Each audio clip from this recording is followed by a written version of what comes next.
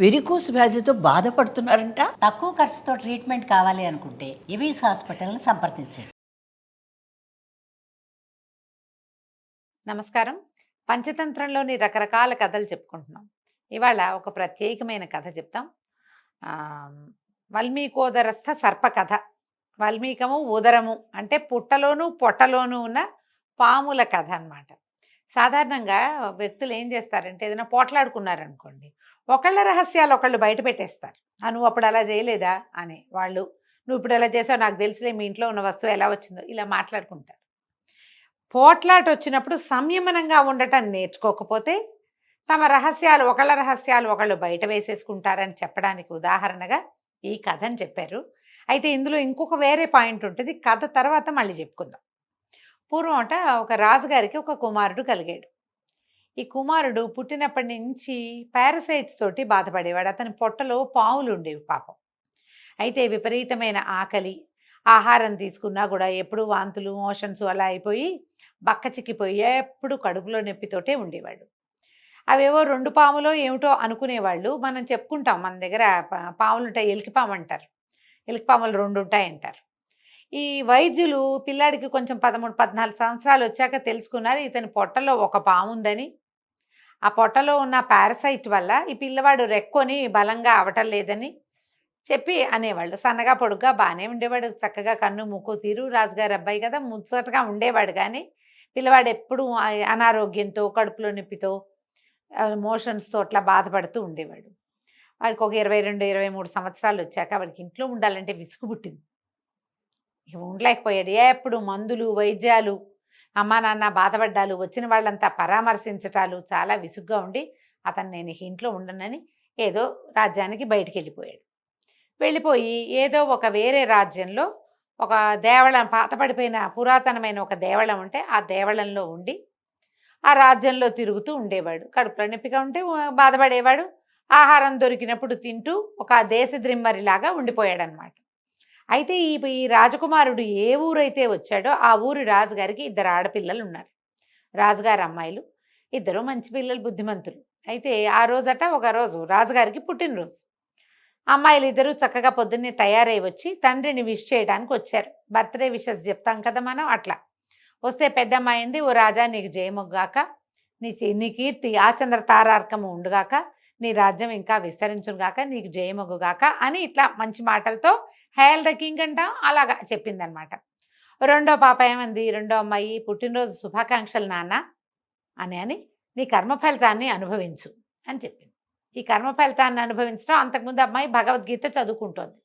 ఆ భగవద్గీతలో ఏం చెప్తారు, కర్మఫలాన్ని అనుభవించి పోగొట్టుకోవాలి, అనుభవించేస్తే వచ్చే జన్మ అద్భుతమైన జన్మ వస్తుందన్న కొన్ని వాక్యాలు ఆ అమ్మాయికి అర్థమైనాయి. అది చెప్పింది. చెప్పంగానే రాజుకు చాలా కోపం వచ్చింది. ఏమిటి నా పుట్టినరోజు పూట కర్మఫలితాన్ని అనుభవించమంటుందా, దీని కర్మఫలితాన్ని ఇది అనుభవించేలాగా చేస్తానని ఆ మంత్రి సామంతుల్ని వాళ్ళని పిలిచి ఈ అమ్మాయిని దీని కర్మఫలితాన్ని ఇది అనుభవించేలాగా చేద్దాం, పరమ దౌర్భాగ్యుడు ఎవడుంటే వాడికి ఒకరిని చూసి ఈ పిల్లనిచ్చి పెళ్లి చేయండి, దీన్ని పంపేయండి ఇంట్లో నుంచి అని చెప్పాడు. ఈ రాజుగారు అమ్మాయిని వెంబడి పెట్టుకుని ఊరంతా తిరిగాడు మంత్రి గారు. తీరా చూస్తే ఈ దేవళంలో, పురాతన దేవళంలో ఒక సన్నగా పొడుగ్గా బలహీనంగా ఏదో మనాదిగా జబ్బుగా ఉన్నటువంటి ఈ రాజకుమారుడు కుర్రాడు కనపడితే అబ్బాయిని అడిగారు, అబ్బాయి నీదేం ఊరంటే నాదేం ఊరండి, ఈ ఊరేం లేదండి అన్నాడు. అనగానే వీడే కరెక్ట్ అయిన వాడు, ఊరు పేరు లేనివాడు, వీడికి ఇచ్చి పెళ్లి చేద్దామని స్వల్ప జనంతో వెళ్ళి పరివారంతో ఆ అమ్మాయికి ఓం ఓం అనే శాస్త్రోక్తంగా ఆ కుర్రాడికి ఇచ్చి పెళ్లి చేసేశారు. రాజకుమార్తె నుంచి పెళ్లి చేస్తామంటే ఎందుకు వద్దంటారు, పెళ్ళైపోయింది. ఏదో దైవ సంకల్పం గుళ్ళో చేస్తున్నారులే అని సరేనన్నాడు. పెళ్ళైపోయాక అమ్మాయి ఆనందంగానే ఉంది. ఏమనుకుంది, నా కర్మ ఫలితం ఇది, భగవంతుడు ఇదే ఇచ్చాడు నాకు, కాబట్టి నేను దీన్ని ఆనందంగా స్వీకరిస్తానని కొద్దిపాటి జనాలతోటి అమ్మాయికి ఇచ్చారు, ఏదో వచ్చింది 4 అమ్మాయి వాళ్ళతోటి ఇక భర్తను తీసుకుని ఈ ఊరు నుంచి వెళ్ళిపోయింది. వేరే ఊరు వెళ్ళింది.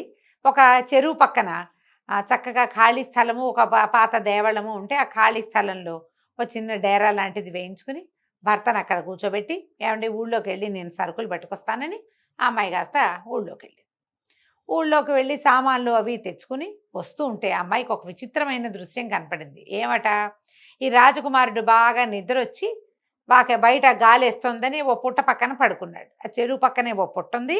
ఆ పుట్టలోంచి ఒక పాము బయటకు వచ్చింది. ఈ అబ్బాయి అక్కడ నిద్రపోయాడు. ఎప్పుడైతే పుట్టలో పాము బయటకు వచ్చిందో ఈ రాజకుమారుడి పొట్టలో బాగా భోజనం చేస్తూ హాయిగా ఆరోగ్యంగా ఉన్న పాము కూడా అతని నాసారంధ్రాల్లోంచి ముక్కులోంచి ఇట్లా బయటకు వచ్చిందట గాలి పీల్చడానికి. పాముల్ని ఏమంటారు, గాలి తింటాయవని చెప్తారు. సరే, ఇది ఆ పాము ఈ పాము రెండు తల్లాడిస్తూ ఒకదాన్ని ఒకటి చూసుకున్నాయి. చూసుకుంటే ఆ పుట్టలో ఉన్న పామంది, ఓసిని దుంపదెగా, ఇంత చక్కటి పిల్లవాడు, ఎంత బాగున్నాడు కళగా రాజకుమారుడు, వాడి పొట్టలో చేరి వాడిని ఇట్లా జబ్బు పాలు చేసేవేమే, నీకేం పోయే కాలం అని ఆ పుట్టలో ఉన్న పాము అడిగింది. అడిగేసరికల్లా ఈ రాజకుమారుడి పొట్టలో ఉన్న పాము అంది, ఏమిటి, నేను చిన్నప్పటి నుంచి ఉన్నాను, వీడు పుట్టక నుంచే నేను హాయిగానే ఉన్నాను, నువ్వు మాత్రం రెండు పెద్ద పెద్ద బంగారం బిందెల బంగారం మీద కూర్చోలేదా, బంగారపు బిందెలతో బంగారం ఉంది ఈ పుట్టలో, నువ్వు కూర్చుని నువ్వు ఆనందిస్తున్నావు, నీకు మాత్రం లేదా అంటే నువ్వు అని మాట్లాడుకుని బుసలు కొట్టుకుంటున్నాయి. ఈ పాములు రెండు బుసలు కట్టుకోవటం చూసి పిల్ల హడిలిపోయింది రాజకుమార్తె. అయ్య బాబాయ్, భర్త ముక్కులోంచి ఒకటి వచ్చింది, అక్కడ ఇంకా ఇంత పెద్ద పాడగా ఉన్నాయి, ఇంకో పాము ఉంది, ఇవి రెండు కలిసి ఇతన్ని ఏం చేస్తాయో కదలకూడదని చెట్టు వెనకాల నిలబడి వింటుంటే ఏమైంది, ఈ పుట్టలో ఉన్న పామంది, వాళ్ళకి తెలియక, నీకు ఎన్నో మందులు వేసి ఉంటారు, వాళ్ళకి తెలీదు, పాత బియ్యపు గంజిని వార్చి ఆ పాత బియ్యపు గంజిలో కలి అంటాం కదా, అది ఆ గంజిలో తెల్లావాలు నూరి ఉడకబెట్టి అది గనక ఇచ్చారంటే చచ్చూరుకుంటావు నువ్వు, వాళ్ళకి తెలీదు నీ సంగతి అని పుట్టలో ఉన్న పాము ఈ పొట్టలో ఉన్న పాము తాలూకు మృత్యువుని, చావు ఎలా వస్తుందో రివీల్ చేసేసింది.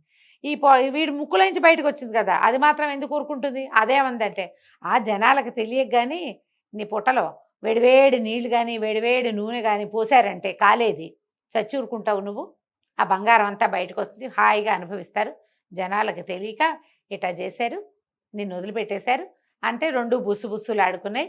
పుట్టలో ఉన్న పాము లోపలికి వెళ్ళిపోయింది, పొట్టలో ఉన్న పాము కిందకి వెళ్ళిపోయింది, లోపలికి పొట్టలోకి వెళ్ళిపోయింది.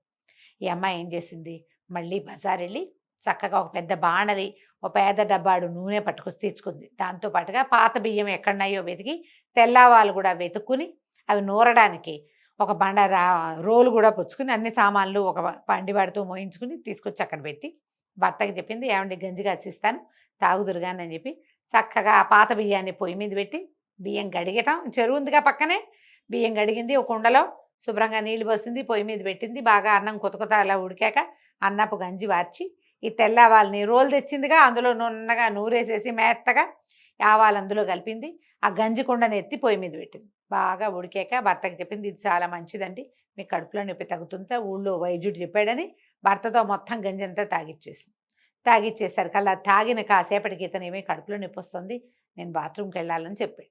పెద్ద మోషన్ అయ్యేసరికి ఆ పొట్టలో ఉన్న పాము చచ్చిపోయి ఆ మోషన్లో బయటపడిపోయింది. రాజకుమారుడు ఉత్సాహంగా తిరిగి వచ్చాడు. ఈ లోపల ఈ అమ్మాయి ఏం చేసింది, ఒక 3 రాళ్ళు పొయ్యి పెట్టింది, అంతకుముందు అన్నానికి పెట్టిందిగా, ఆ పొయ్యి మీద ఈ బాణలు ఎక్కించి దాన్ని నిండా నూనె పోసి మరగ్గా చేసింది. భర్త ఉత్సాహంగా గబగబా, అంతకుముందు ఇటా నడిచేవాడు ఈడుస్తూ స్పీడ్గా వస్తున్నాడు, పొట్ట ఖాళీ అయిపోయింది, ఆ పాము పడిపోయింది, అతనికి గంజి తాగిన ఉత్సాహం ఉంది, పొట్టలో ఉన్న నిప్పంతా తీసేసినట్టుగా ఉంది. గబగబా వచ్చాడు.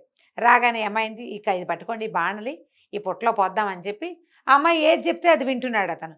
ఇద్దరు పట్టుకుని ఈ బాణలు పట్టుకుని ఆ పొట్టలో వేడి నూనె పోసేసరికి బుసలు వినపడ్డాయి, కానీ కాసేపటికి పాము కాస్త చచ్చిపోయింది. ఈ అమ్మాయి ఏం చేసింది, వచ్చిన పని వాళ్ళని, ఒరే పుట్ట తవ్వండిరా అంటే ఆవిడతో పాటు వచ్చిన కొద్దిపాటి పరివారం పుట్టను తవ్వేసరికి లోపల 2 పెద్ద పెద్ద బిందెలు, ఈజీగా 15 లీటర్లు బట్టే 2 బిందెలు ఉన్నాయి అందులో. ఆ 2 బిందెలు నిండా బంగారు కాసులే ఉన్నాయి. ఆ అమ్మాయి తవ్వించేసి ఆ 2 బిందెల్ని యువతలు పెట్టుకుని భర్త తాలూకు సొంత రాజ్యానికి బిందెలు మోయించుకుని తన పరివారంతో వెళ్ళిపోయింది. ఆమె తన కర్మ ఫలితాన్ని అనుభవించింది. రాజుగారు తన కర్మ ఫలితాన్ని ఎట్లా అనుభవించాడో మనకు ముందే తెలిసిందిగా. బంగారం లాంటి కూతుర్ని దారిన పోయే దానేకి ఇచ్చాడన్న మాట మాత్రం ఆయన ఎప్పటికీ పోగొట్టుకోలేకపోయాడు. ఈ అమ్మాయి మాత్రం దొరికిన దాన్ని సంతోషంగా స్వీకరించినందుకు ఆ అమ్మాయికి మంచి అవకాశమే లభించింది. ఈ పాములు 2 ఒకరి అవకాశాన్ని ఒకరి రహస్యాన్ని ఒకళ్ళు బయట పెట్టుకున్నందుకు 2 సమూలంగా నాశనం అయిపోయినాయి. ఎప్పుడు కూడా పోట్లాటల్లో తూతూ మేమే అనుకునేటప్పుడు రహస్యాలు బయట పెడితే 3వ వాళ్ళకి తెలుస్తుంది, మన ప్రాబ్లమ్స్ అన్నీ మనకి కొత్త సమస్యలు వస్తాయి. కాబట్టి పోట్లాడేటప్పుడు నువ్వు అలా చేయలేదా ఇలా చేయలేదా లాంటి రహస్యాలు మాట్లాడకండి. ఎవరో ఒకళ్ళు మానేస్తే కుదరదు, ఇద్దరు మానేయాలి. పోట్లాడుకునేటప్పుడు ఏ విషయం మీద పోట్లాడుకుంటున్నామో ఫోకస్డ్గా అదే పోట్లాడుకోవాలి, అంతకంటే ఎక్కువ మాట్లాడకూడదు. ఈ విషయం చెప్తూ ఈ కథ చెప్పారండి. కథ కంచికి మనం ఇంటికి.